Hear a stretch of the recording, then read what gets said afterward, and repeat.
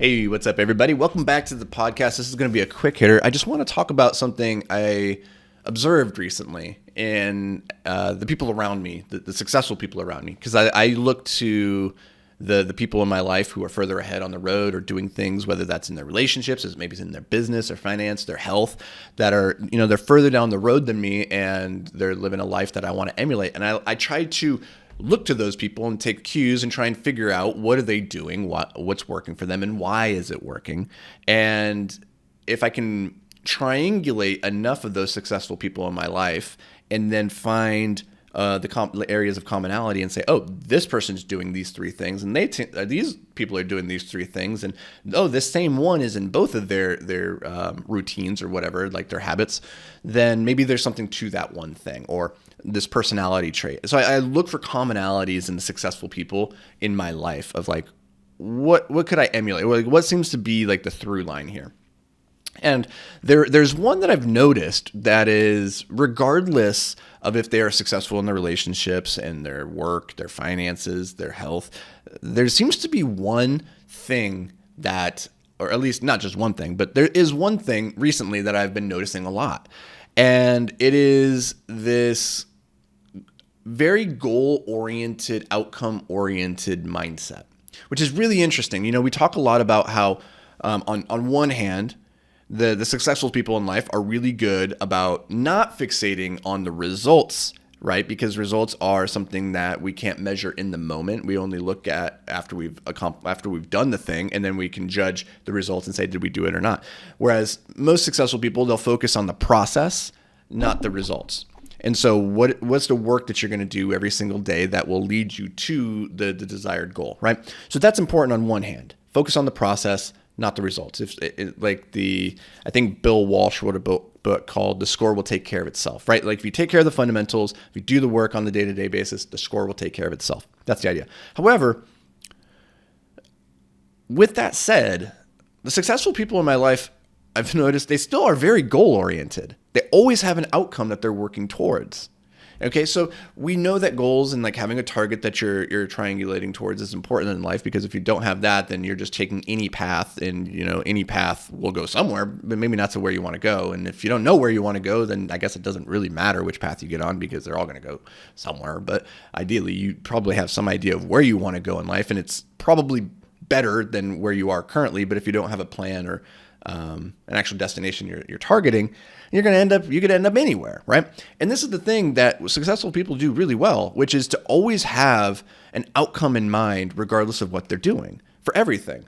So when they sit down with their loved ones at dinner, they have a goal, they have an outcome they are trying to work towards, which is, I want to foster connection, I want to have meaning, I want to be present, right? They have an idea of like what a win looks like. And we talked about this a lot in the Beyond the Apex community, which you guys can join by going to beyondtheapex.com/hyperfocus. Go check it out. But tons of cool content in there, tons of really amazing people. I think we got like 1,800 students in there at the moment. But we talk about this a lot, is that you cannot, it's very hard to win the game if you don't first define what winning looks like, right? If you don't know the rules that you have set for yourself for any activity, then you're just going to go through these activities and then look back and feel unfulfilled, or maybe unaccomplished, because you don't know if it was a real win or loss. And a lot of people, they go through their day not having defined what a win would look like for the day. And then they get to the evening, they look back, and because they didn't define what a win would look like, and because the to-do list is always growing and never expanding, they look and they see, oh, I didn't get all the things done. And then they think, oh, I didn't win, or I failed. And one of the easiest ways to turn that paradigm on its head is just in the morning or the night before, to define, okay, what does it look like to win tomorrow? If I did this, this, and this, check those boxes, would that be a win? And the beauty of this is that we get to define the rules of the game for ourselves, right? We can set the bar very, very low for a win, so that we can get to the end of the day and feel accomplished, feel like we got some momentum and traction that we can carry forward into the next day. And that's almost always better than setting too much onto our plate and then maybe accomplishing a lot of it and having a very productive day, but because we did not finish everything, we feel like a failure, right?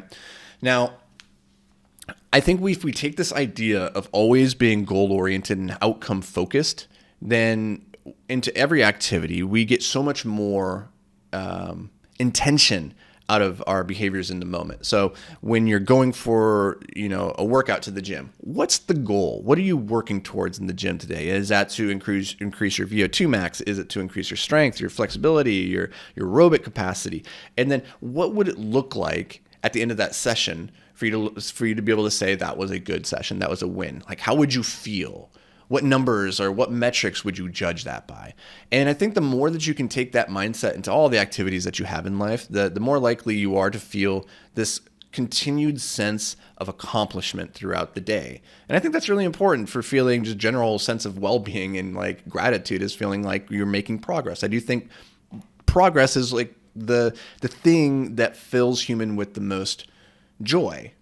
Right? It's not necessarily the accomplishment, not the destination, because a lot of times that's so anticlimactic. It's the pursuit. It's the pursuit of the goal and making progress towards it that fills us with so much joy and purpose and contentment. But the question that I ask myself, and I've been asking myself this question for about a decade now. Oh, man, that's crazy to think. It's been a long time. But one of the questions that really turned my life when it was at a pivotal point was, what's my outcome? And you guys have maybe heard me talk about this, where it's really setting that implementation intention, where when this question comes up, and I'm telling this story very, very strangely. Let me try again.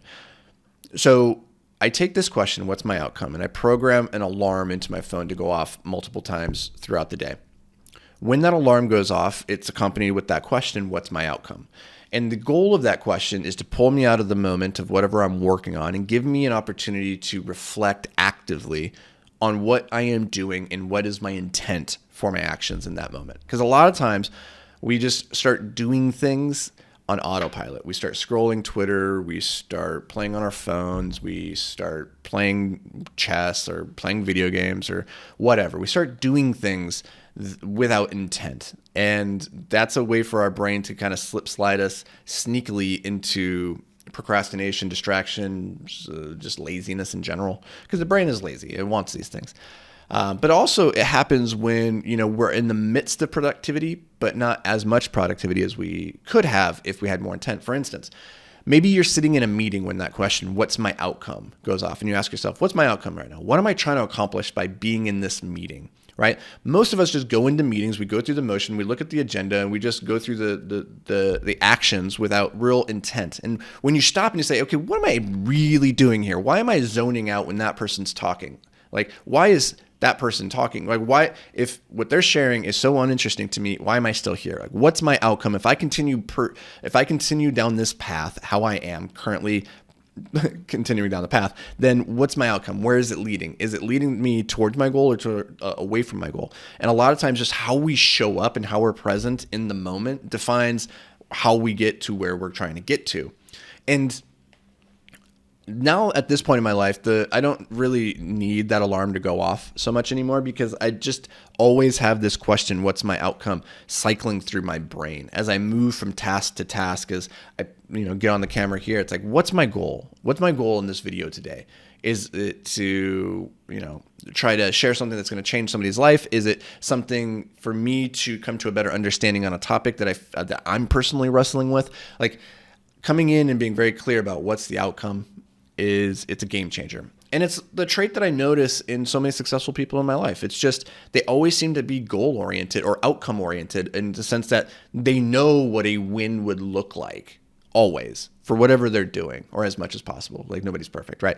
So I hope this is an idea, this is a framework or concept that could bring you a little bit of value if you start implementing it into your day. If you've had any experience with this concept of like, what's my outcome, or implementation intentions, let me know in the comments or leave a review, share it with me. I'd love to hear more about your experiences with these ideas and frameworks that I'm sharing with you guys, so that we can kind of have a narrative, have a conversation. I don't love just talking at the camera. So come engage with me. Don't make me feel like a weird person talking to myself in the corner. So guys, as always, appreciate you being here. I'm looking forward to seeing you back here tomorrow. Until then, stay hyper-focused, my friend.